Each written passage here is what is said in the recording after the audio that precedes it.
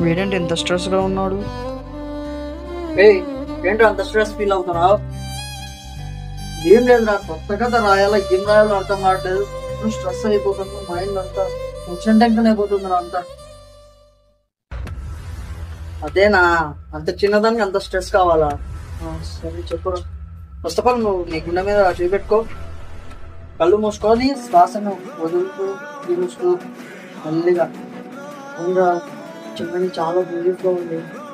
ఇప్పుడు రాయ్, అలాగే రా.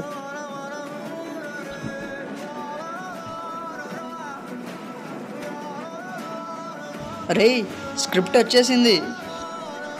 చూసావా, నువ్వు ఎక్కువ స్ట్రెస్ ఫీల్ అయితే నువ్వు అనుకున్నది చేయలేవు. నిదానంగా ఆలోచించి చూడు, చేయగలుగుతావు.